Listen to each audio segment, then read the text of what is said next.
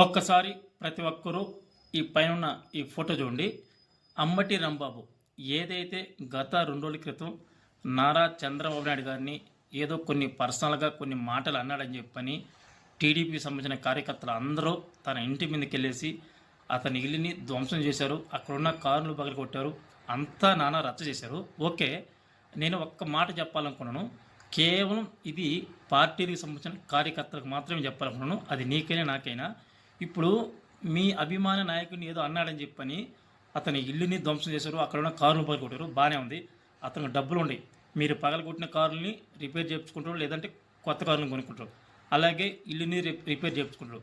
పొర్రపాటున రేపు రాబోయే ఎన్నికల్లో పార్టీ మారితే ఏంటి పరిస్థితి? ఇప్పుడు ఏదైతే నీ ఎమ్మెల్యే సపోర్ట్ చూసుకొని ఈరోజు రాళ్ళు రప్పలెత్తుకుపోయి ఆ ఇంటిని ధ్వంసం చేశావో, రేపు నీ ఇంటి మీదకి వస్తే నీ ఎమ్మెల్యే కాపాడుతాడా? ఎందుకు చెప్తానంటే వాళ్ళ ఎమ్మెల్యేలు వాళ్ళ మంత్రులు వాళ్ళకి డబ్బు ఉంది కాబట్టి వాళ్ళు రెడీ చేసుకుంటారు.